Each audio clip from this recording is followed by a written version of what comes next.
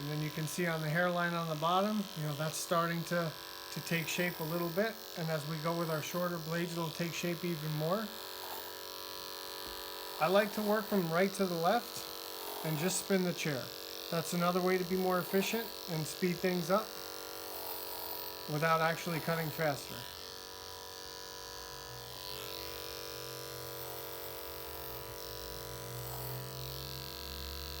Okay, so that finishes this part up. So before I work on the blend here, I'm going to drop down 2 blade sizes. So I'm going to skip the 3.5, which is the next one down, which cuts the hair to 3/8 of an inch, and I'm going to jump right to my 2 blade.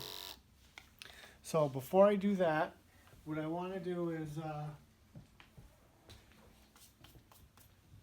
I want to brush off my clipper with my fingers here, and make sure we get that hair off there. And then we'll put that back, and then I'm going to grab my 2 blade. And now we're going to start the bevel around the edges here. We're going to start the reverse fade process into the beard. So right now, to be careful, I'm using the tip of the blade. That leaves it a little bit longer, and then I flatten the blade out, and that'll cut it a little bit shorter. So even though I skip the blade, if I tilt the blade up, it makes it 1 blade longer. And when I flatten it out, it cuts it at the true length that it is. We're going to do a 45-degree angle around the edges. I'm going to hold that ear down. Now sometimes you're going to have to comb it a few times because this particular model, he has very curly hair. So you got to go slower to grab it. The blade has a tendency to push it.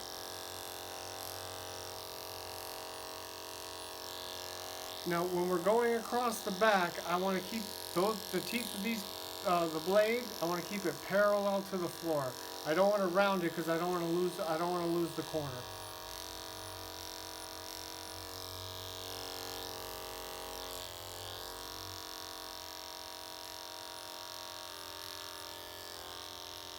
So this is what we call tapering the hairline. Now there's a couple ways to go about tapering out a hairline. To a lot of people, the word taper means, you know, a real deep, high scooping taper. So what I would call this is more of a low, natural hairline. And for a lot of the business professional guys, this would be the hairline of choice. A low, natural hairline. And we want to fade out, or we want to fade the bottom. So just like if you were going to, you know, square off the hairline, you wouldn't want to go, you can see where his natural hairline is right there. You wouldn't want to go above that. It would look unnatural, and you wouldn't want to be behind the ears. So we're going to, our fade or our bevel or our taper, whatever you want to call it, it's going to be within a 1 finger width here, right on the natural hairline, instead of 3 fingers deep, you know, up under the occipital bone. So there's just two different styles. So what I do is I classify it as a taper, a low natural hairline, or if we were to turn the clipper around, a square back. So there's 3 different ways to classify it. So now that I'm done with the 2 blades, same thing again. I want to brush that clipper blade off, get all that loose hair off it. And I'm going to pick up my 1.5 blade. Now my 1.5 blade is, I use this for blending. This cuts and blends at the same time. So I'll take the tip of the teeth and run it across the comb a few times, and that's going to blend the sides to the top. So instead of going in with a thinning shear, which has a tendency to really chop the hair up, and as it grows in, the ends of the hair splits, this particular blade will cut and blend at the same time. So we're using a clipper over comb technique. So if you look at the comb, we're using the same fading motion we were using with the clipper. The comb doesn't stop. The comb just takes an imaginary line, and we keep going until we run out of hair. Whenever you stop with any blade or any comb, you're going to wind up with a line of demarcation that has to be blended out. So whenever you start something, you want to commit and follow it through.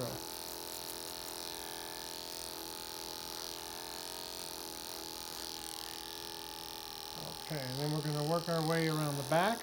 And if you notice, I'm working on a diagonal. That helps with my posture, and that helps me to see what I'm doing better.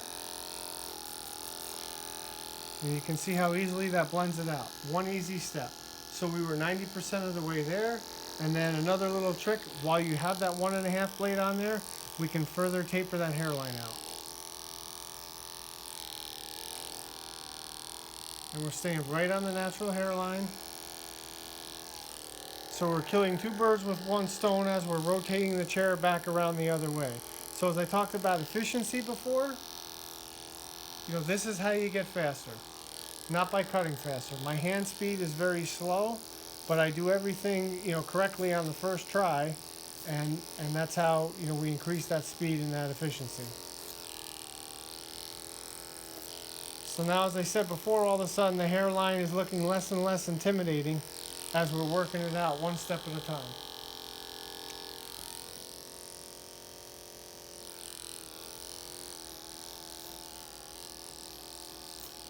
Alright, and then we're going to finish that right through to the front.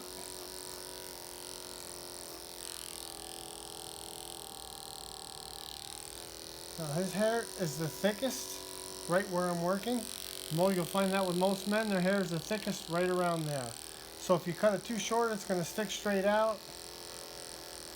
If you don't cut it short enough, the haircut's going to look out of balance.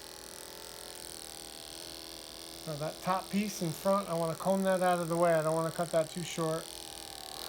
So now we have a nice blend there. And take a little step back, take a look at the work. See just a little bit here.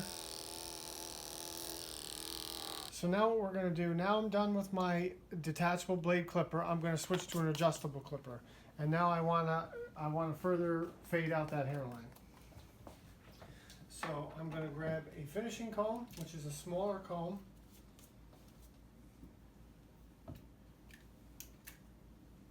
And an adjustable clipper. An adjustable clipper just means the lever moves up and down.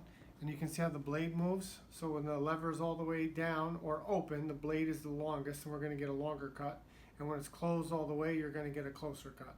The advantage of the adjustable blade clipper is that you can get a lot of different lengths out of it. So I'm going to use the corner of the blade.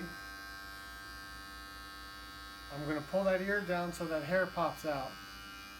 So his hair pretty much grows on the back of his ear, right to the back of his ear. So we want to pull the ear down and stretch it out.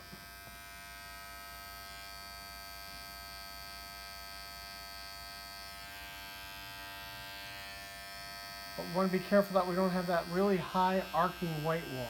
Then I'm going to close the blade down all the way, and I'm going to do it again and not go as high. So then when I come back with my trimmer, there's not much to do. I'm just going to cut it a little closer around there. Then I'm going to just further do a little more clipper over comb to work on that reverse fade from the beard to the hair. But I want to make sure that I'm not going to cut this any closer than I'm going to cut his beard. Okay, and now on the sides here. Now he has one of those beards. You're gonna see this from time to time, where the neck beard connects to the beard on the face all the way through. So that's what we're going to do, is we're going to clean that line up, and then we're going to shave this area here as part of the haircut, and then when we do the beard, we're going to take care of that. But you want to make sure that we definitely separate that.